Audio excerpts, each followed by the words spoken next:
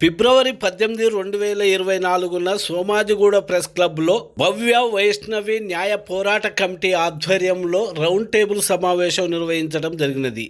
ఈ సందర్భంగా వివిధ ప్రజా సంఘాల నాయకులు, కార్యకర్తలు, పార్టీల కార్యకర్తలు, కుల సంఘాల నాయకులు అధిక సంఖ్యలో పాల్గొని 24 సంఘాలు పాల్గొని భవ్య వైష్ణవులకు సంతాపం తెలియజేస్తూ వాళ్ళ కుటుంబాలకు భరోసానిచ్చారు.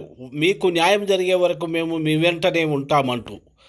ఈ సందర్భంగా నాయకులు మాట్లాడుతూ హత్యే, ఇది ఆత్మహత్య కాదు, దీన్ని ఎందుకు ఈ ప్రభుత్వం కానీ పోలీసు వ్యవస్థ కానీ పట్టించుకోవటం లేదు, నేరస్తులపై ఎందుకు వీళ్ళు జాలి చూపెడుతున్నారు, కులపరమైన హత్య లెక్క చూస్తున్నారా, ఎవరి సంతోషం కోసం మా పిల్లలను బలి చేయాలి, ఎవరి పరువు కోసం మా పిల్లలను బలి చేయాలి అంటూ మాట్లాడారు.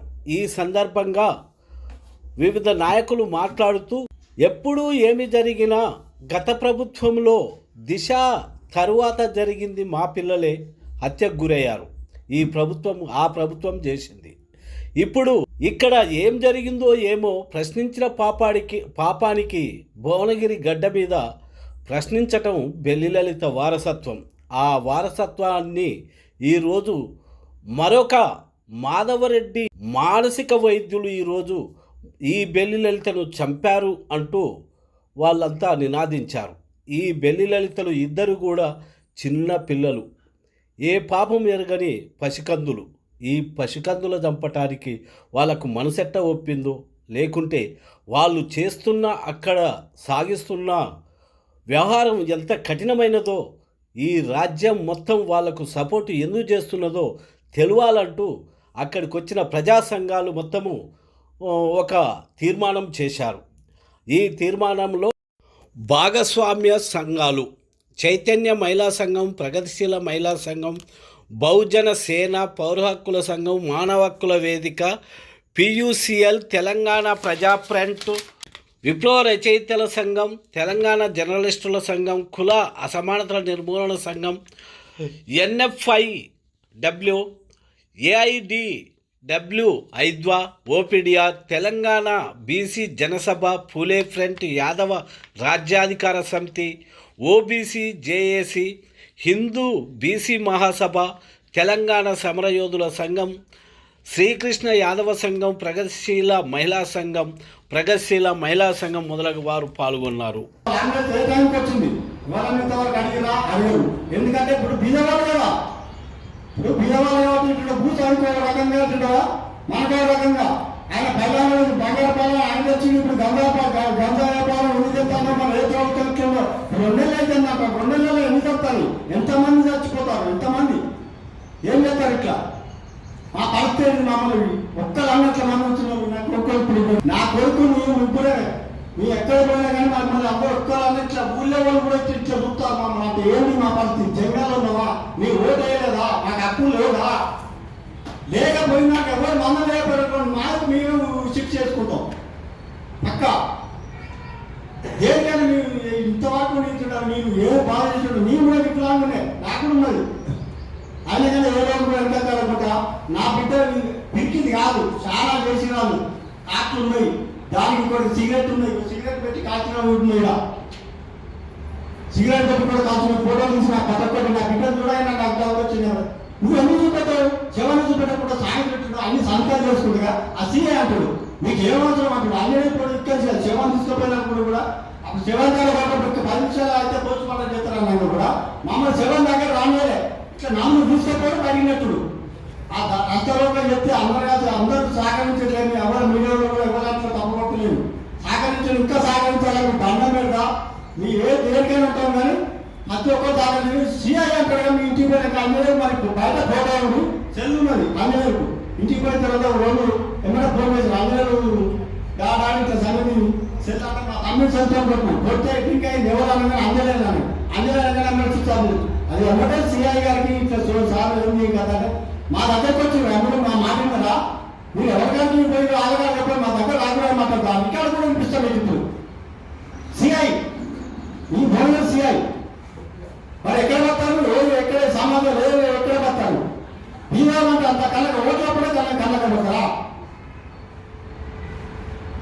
ఈ కార్డు ప్రతి ఒక్కరు చూస్తారు ఈ కార్డు ఏంది వైష్ణవి కథ ఏంటిది నా బిడ్డే కాదు ఇంకోటి కూడా వస్తుంది ఇట్లే నా బిడ్డ ఇప్పుడు పోయి ఎట్లా అమ్మాయి ఏం కథ అనేది వస్తుంది ప్రతి ఒక్కరు నా బిడ్డ డ్రెస్సులు ఇప్పుడు స్కూల్ నుంచి పట్టుకొచ్చి మీరే చెప్పారు నా స్కూల్ నుంచి పట్టుకొచ్చే డ్రెస్సులు ఉండాలి కదా డ్రెస్సులు ఏమైనాయి యూనిఫామ్ ఏమైంది ఇప్పుడు నా బిడ్డ యూనిఫామ్ యూనిఫామ్ సంతోషి తీసుకురాగానే పక్కన పందిగా 10 మంది 4 కలిసి మొత్తం చెప్పలేనది ప్రతి ఒక్కరికి చేయలేని చేసిరు నాకు కళ్ళే కనపడ్డది ఆయన ఫోటో తీసుకుని సిగరెట్ పెట్టి కాల్చింది ఇట్లేమి ఎక్కడ పడతాను మనం బియ్యంలో ఉన్నావా ఎక్కడ ఉన్నావు నాకు ఒకరికి వచ్చాను కాదు నాకు వచ్చింది నా పిల్లలు వచ్చింది నా బిడ్డ పోయింది ఇంకొక రావద్దాం నేను అట్లే పడుకుంటాను ఎంత దూరం అండి ఉంటే పోవడం ఇట్లా కూలి పోతే మాకు ఇట్లా తింగేస్తుంది మా భాష అనేది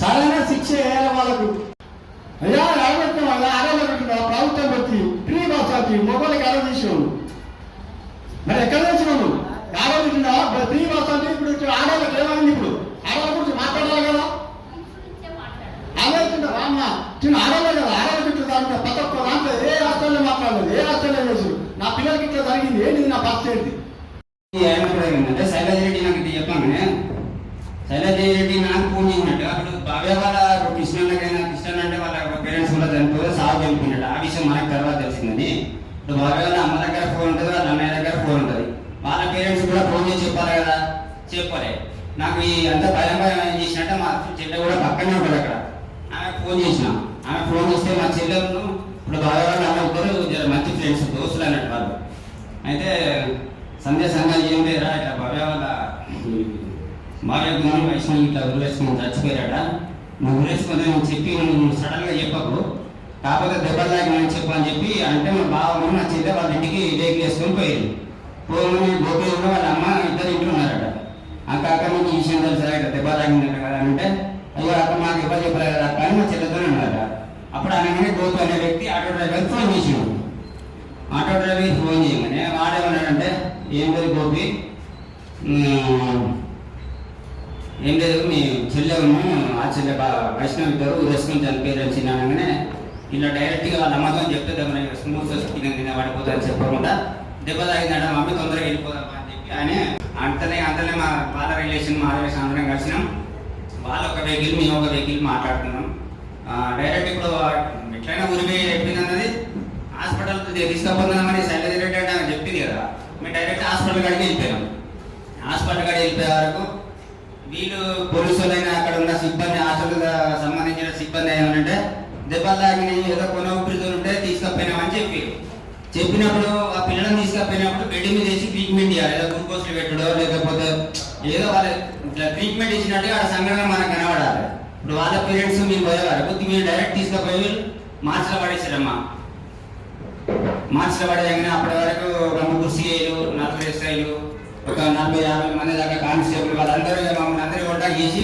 వీళ్ళని గొడవ చేస్తారు అని అంటే వాళ్ళ పేరెంట్స్ అందరూ కొంచెం లేట్ అయింది వీళ్ళ ఊళ్ళో నుంచి వచ్చేవారు భార్య వాళ్ళ పేరెంట్స్ వాళ్ళందరూ వచ్చే వరకు పెద్దలు వచ్చేవారు 2 తవేరా బండి వేసుకుని వచ్చారు మేము పోవాలి ఇప్పుడు అక్కడ పోయి హాస్టల్ దగ్గర అడుగుదాం చేస్తామని అంటే పిల్లలు అనుకున్నప్పుడు ఇప్పుడు గొడవనే చేయాలి బాబు ఇప్పుడు నేను ఖచ్చితంగా 5:30కు 6 గంటలకు తీసుకపోతా అని చెప్పి ఆ సిఐ చెప్పాడు సరే ఇంటికి ఇంకో 2 మంది కాబట్టి అంతవరకు కృష్ణానైనా రాలేదు అంటే దూర ప్రాంతానికి సాగుపోయింది కాబట్టి ఆయన వచ్చే వరకు తెల్లారబట్ట 4:30 అయింది ఇక తెల్లారంగా అందరూ 7 గంటల వరకు అక్కడికి వెళ్ళాం హాస్టల్ గేట్ దగ్గరికి పోగానే ఇక ఆయన ఏమంటాడు సిఏ ఏమంటాడు ఏమున్నది ఆ పిల్లలతో పోయి మీరు మాట్లాడు మీరు ఇద్దరు వాళ్ళిద్దరు పోయి మాట్లాడితే మీ స్టేట్మెంట్ తీసుకుంటాం అయిపోతుంది తొందరగా ఇదంతా టైం వేస్ట్ అని చెప్పి వాడు ఏదో మన పేరెంట్ కుక్క తెచ్చిపోతే తీసిపోయారు ఎంతసేపు మీరు వెయిట్ చేస్తారు ఇదంతా కథలేదు అన్నట్టుగా వాడు పాతగారు లెక్క మనం తీసేసినట్టుగా మాట్లాడతాడు ఆయన కూడా మాకు ఎంత ఆవేశం వచ్చినా కూడా మేము ఒత్తి పట్టుకోరు ఎందుకంటే మా పిల్లలకు ఇట్లా జరిగింది కాబట్టి వాళ్ళు ఎంత హింసపడి చచ్చిరో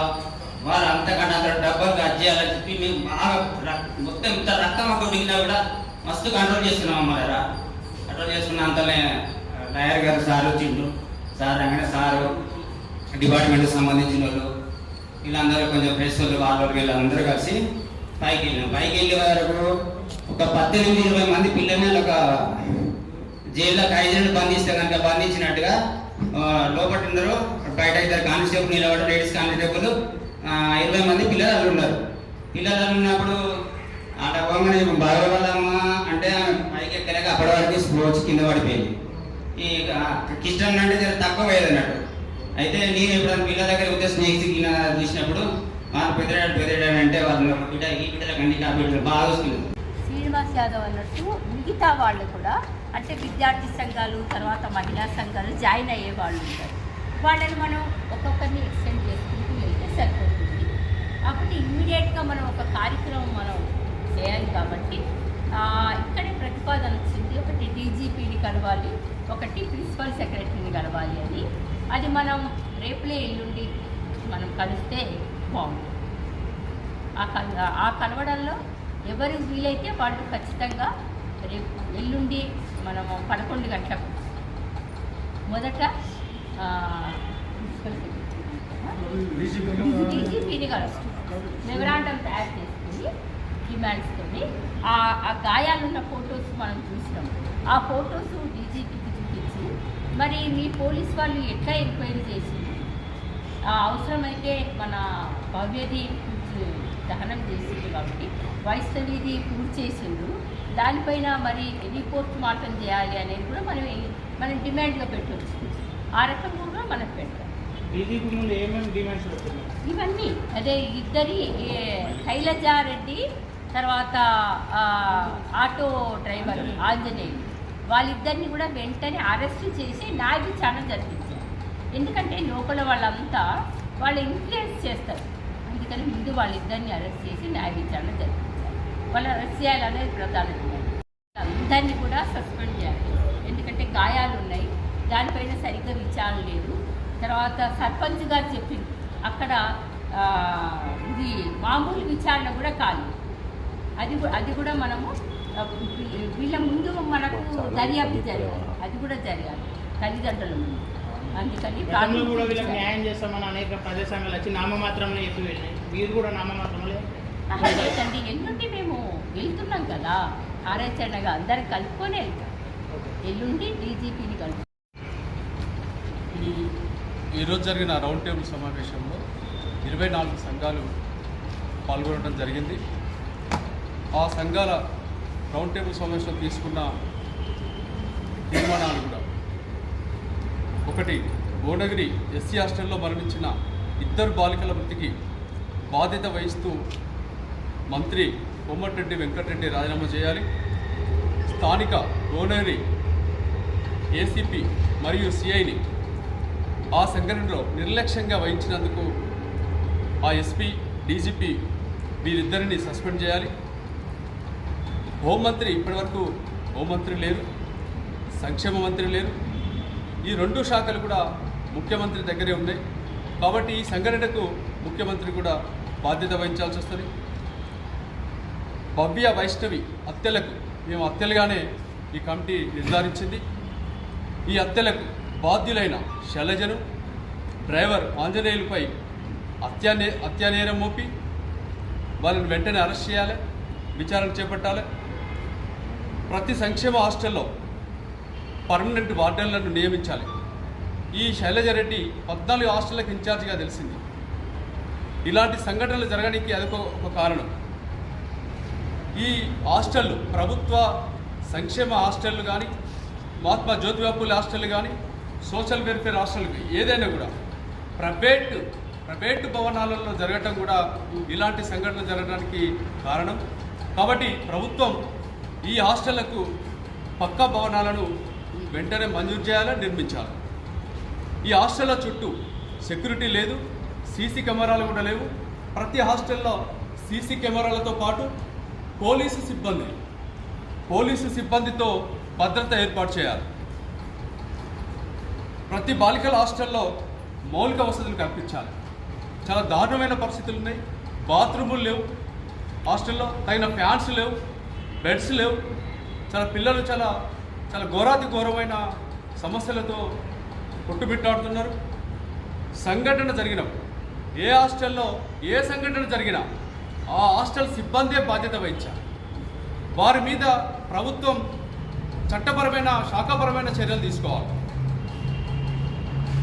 ఈ భువనగిరి ఎస్సీ హాస్టల్లో మరణించిన భవ్య వైష్ణవి కుటుంబాలకు ప్రభుత్వం వెంటనే ఒక 50 లక్షల రూపాయలు ఎక్స్గ్రేస్ ఇవ్వాలి. ఆ ప్రభుత్వానికి విజ్ఞప్తి చేస్తున్నాం. ఆ కుటుంబాలకు ఒక ప్రభుత్వ ఉద్యోగం ఇవ్వాలి, ఒక ఇల్లు కూడా ఇవ్వాలనేది ఈ కమిటీ తీర్మానం చేస్తాం.